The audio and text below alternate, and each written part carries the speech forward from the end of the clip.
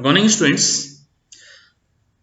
पिछले टर्म पर हमने एम्फिएक्सस एसिडेंटेड पूल के बारे में चर्चा की। अब हम इस टॉपिक पर साल्पा और डोलियोलम के जो हुल माउंट हैं इन पर आप डिस्कशन करेंगे। तो जूलॉजी प्रैक्टिकल में तो सबसे पहले लेते हैं साल्पा। अब चूंकि साल्पा हुल माउंट होता है तो उसका क्लासिफिकेशन भी पढ़ना जरूरी होता है। तो साल्पा का क्लासिफिकेशन इस प्रकार है: फाइलम गॉर्डेटा, ग्रुप प्रोटोगॉर्डेटा, सब फाइलम यूरोगॉर्डेटा, क्लास थैलिएशिया, ऑर्डर साल्पिडा और जीनस साल्पा। ये एक साल्पा का चित्र है जो समुद्र के अंदर ये पाए जाते हैं। साल्पा यूरोकॉर्डेट है। ये इनके अंदर यूरोकॉर्डेट से मतलब है कि इनकी पूंछ में नोटोकॉर्ड पाई जाती है और ये सभी समुद्री होते हैं, समुद्री तलवासी होते हैं। ये इस प्रकार से इसका चित्र, इसका स्पेसिमेन, इसका फोटोग्राफ्स दिखाई देता है, बिल्कुल ट्रांसपेरेंट, यानी अंदर के जो अंतरंग हैं वो बाहर से आराम से देखे जा सकते हैं। ये इसकी पूंछ वाले हिस्से हैं।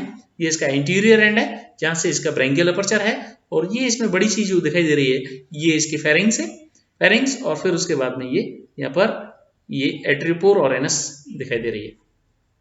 तो इस प्रकार से ये साल्पा जो है वो, अगर इसका डायग्राम की बात करें तो साल्पा का डायग्राम इस प्रकार से होता है। इसमें सबसे आगे का जो पोर्शन है वो ब्रैंकियल अपर्चर होता है सबसे आगे।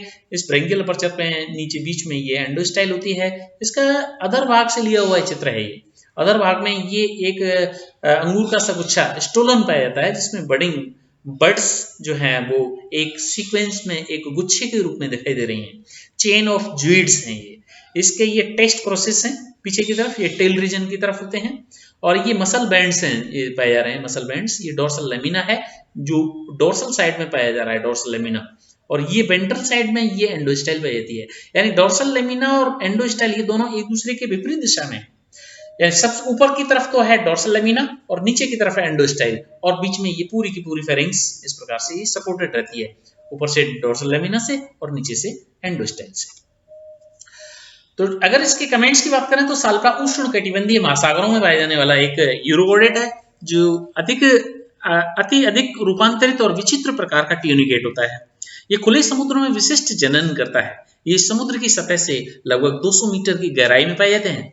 साल्पा का शरीर एक कास्क के आकार का या 1 से 8 सेंटीमीटर लंबा मोटे चोल और मेंटल से आवृत होता है।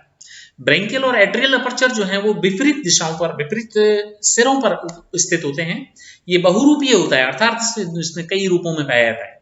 ये अलैंगिक जो अवस्था है इसकी ऊजुइड कहलाती है और लैंगिक अवस्था ब्लास्टोजुइड कहलाती है।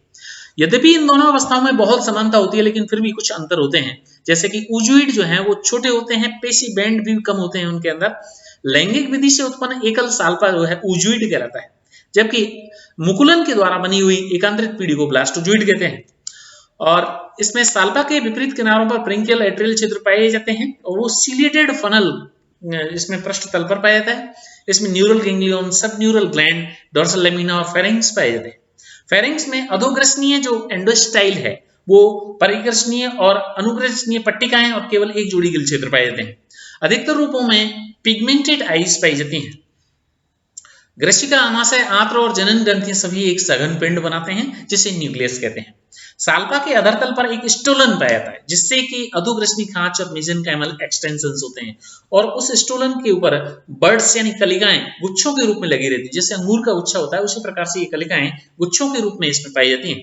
देह अंकुर से मुकुल यानी ब्लास्टोजुइड उत्पन्न करते हैं। ब्लास्टोजुइड लैंगिक अवस्था होती है जिसके अंदर एक जोड़ी वृषण और एक अंडाशय होता है।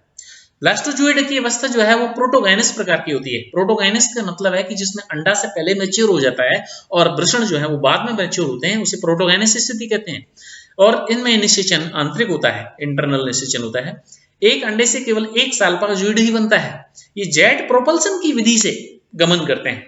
ये इसका विशिष्ट लक्षण, जेट प्रोपल्सन अपने अंदर से स्क्वीज करके और पिचकारी के समान ये पानी को बाहर निकालते हैं और जिसकी वजह से ये गमन करते हैं आगे की तरफ। क्रियाशील पेशियां संकुचित होकर के अंदर के भरे हुए जल को पिचकारी की तरह बाहर निकालते हैं और आगे की तरफ मूवमेंट करते हैं। साल्पा में लैंगिक और अलैंगिक पीढ़ियों का एकांतरण पाया जाता है, यानी पीढ़ी एकांतरण पाया जाता है, अल्टरनेशन ऑफ जनरेशन। प्रत्येक वयस्क प्राणी अलैंगिक रूप से सैकड़ों नए प्राणी उत्पन्न करता है। सब नए प्राणी परस्पर जुड़े रहते हैं और इस प्रकार से ये एक साल्पा के बारे में। अब उसके बाद में दूसरा एनिमल है डोलियोलम। डोलियोलम भी एक जब कोई होल माउंट होता है उसका, इसलिए उसका भी क्लासिफिकेशन पढ़ना जरूरी होता है। डोलियोलम का क्लासिफिकेशन इस प्रकार है, फाइलम कोर्डेटा, ग्रुप इसका प्रोटोकोर्डेटा, सब फाइलम यूरोकोर्डेटा, डोलियोलम भी यूरोकोर्डेटा से है, लेकिन इसका क्लास अलग है, थैलियसिया है, ऑर्डर इसका डोलियोलिडा है और इसका जीनस है डोलियोलम। इसको चेन ट्यूनिकेट भी कहते हैं, चेन ट्यूनिकेट। इसकी टिप्पणी अगर कमेंट्स देखें तो इसके डोलियोलम जो है वो उष्ण और उपोष्ण कटिबंधीय महासागरों में, ट्रॉपिकल्स और सब ट्रॉपिकल ओशियंस में पाया जाता है। ये बेलापवर्ती और मुक्तजीवी और एकल प्रकार के यानी सॉलिटरी प्राणी होते हैं, सॉलिटरी ट्यूनिकेट होते हैं। ये शक्तिशाली पेशी संकुचन के कारण एट्रियम से तेजी से निकले हुए जल के दबाव के द्वारा तैरते हैं पानी में। इसमें खुले समुद्र में ये विशिष्ट जनन करते हैं, समुद्र की तली में पाए जाते हैं। डोलियोलम का आकार शरीर का आकार है जो 1 से लेकर के 1.5 सेंटीमीटर लंबा होता है और पतले चोल और मेंटल से आवृत होता है, यानी इनके ऊपर भी मेंटल पाया जाता है। ये बहुरूपता प्रदर्शित करते हैं, पॉलीमॉर्फिज्म पाई जाती है इनमें भी, यानी एक गोनोजोइड होता है जो एकल अवस्था होती है, सॉलिटरी गोनोजोइड फेज होती है। दूसरा ऊजोइड होता है जो ग्रीगेरियन अवस्था होती है, ग्रीगेरियस फेज होती है। पूर्ण वृद्धि कर लेने पर एक ऊजोइड का शरीर पारदर्शी पीपे के समान हो जाता है। इसमें एक सिरे पर मुख या ब्रेंकियल अपर्चर और दूसरे सिरे पर गुदा या एट्रियल अपर्चर होता है। दोनों छिद्रों में 10 या 12 सेंसरी लोब्स होते हैं। ये डोलियोलम का डायग्राम है जिसके अंदर ये इसमें डोलक के समान स्क्वायर शेप पीपे के समान संरचना पाई जाती है। ये इसका ब्रेंकियल अपर्चर है और ये इसका एट्रियल अपर्चर है। एट्रियल अपर्चर पर एट्रियल लोब्स और ब्रेंकियल अपर्चर पर ब्रेंकियल लोब्स पाए जा रहे हैं। ये इसके मसल बैंड्स पाए जाते हैं इसमें, और ये मसल बैंड्स 7 या 8 संख्या में होते हैं। ये नर्व, इसका नर्व गैंग्लियन है, सब न्यूरल गैंग्लियन है। ये इसकी बड़ी सी फेरिंग्स है और ये पूरा डोलियोलम का डायग्राम है। इसके बाद में डोलियोलम की सेक्सुअल और एसेक्सुअल दोनों ही फेज इसमें दिखाई गए हैं। ये तो इसके एसेक्सुअल फेज है और ये इसकी सेक्सुअल फेज है। सेक्सुअल और एसेक्सुअल दोनों ही इसमें दिखाई गए। वास्तव में डोलियोलम किस प्रकार का होता है, जो वास्तव में फोटोग्राफ में कैसे दिखता होगा, ये ट्रांसपेरेंट डोलियोलम इस प्रकार का दिखता है। ये इसका ब्रेंकियल अपर्चर, ये इसका एट्रियल अपर्चर, ये इसमें पाए जाने वाले मसल बैंड्स जिनकी सहायता से ये स्क्वीज कर सकता है, पिचकारी की तरह ये पिचक सकता है, स्पंज कर सकता है और अपने अंदर से पानी की धार को बाहर तेजी से बाहर निकालता है। ये एक दूसरा फोटोग्राफ है जो इस पे स्लाइड पर दिखाई दे रहा है। ये इसके अंदर भी ट्रांसपेरेंट होता है इसका टेस्ट, जिसमें सारे ऑर्गन्स इसमें बाहर से दिखाई दे रहे हैं। मुख गिलयुक्त स्टिग्मेटा ग्रसनी में खुलता है। अधर भाग में एंडोस्टाइल पाई जाती है। रेट्रोफेरेंजियल और पेरीफेरेंजियल बैंड्स पाए जाते हैं इसमें। मध्य ग्रसनी में संवेदी संतुलन पुटिका पाई जाती है।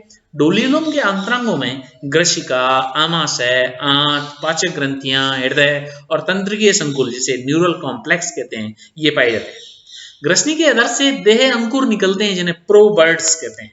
प्रोबर्ड्स या इन कलिकाओं से डोलियोलम में अलैंगिक जनन होता है। इसमें प्रत्येक प्रोकलिका कैडोफोर तक पहुंच जाती है और कलिकाओं की निर्माण हेतु विभाजन करती है।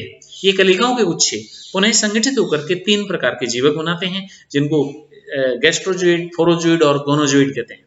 गैस्ट्रोजोइड ब्रेंकियल पोर से युक्त भोजन प्राप्त करने के लिए होते हैं, क्योंकि इसीलिए इनका नाम गैस्ट्रो मींस फीडिंग। और फोरोजोइड जो होते हैं प्रोपल्सन के लिए पट्टिका, पेशी पट्टिका युक्त होते हैं। और गोनोजोइड लैंगिक जनन करते हैं। गोनो मींस रिप्रोडक्शन, और इसलिए इनका नाम गोनोजोइड रखा गया है। इनमें से प्रथम 2 प्रकार के जो जीवक हैं वो गैस्ट्रोजोइड और फोरोजोइड, वो पृथक हो जाते हैं और जनन ग्रंथियों का विकास होने पर ये प्रजनन करते हैं। अब अगर डोलियोलम के स्पेशल फीचर्स की बात करें तो डोलियोलम एक ट्यूनिकेट प्राणी है जिसमें निषेचित अंडे से एक पूंछदार लार्वा निकलता है जो प्रारंभ में एसिडियन की तरह होता है, बाद में पीपे के समान के आकार का वयस्क नर्स में रूपांतरित हो जाता है। इस अवस्था में अलैंगिक विधि के द्वारा कई प्राणी उत्पन्न होते हैं जिसमें से कुछ तो शुक्राणु और अंडाणु भी उत्पन्न करते हैं। तो ये था डोलियोलम और साल्पा के बारे में। Thank you very much.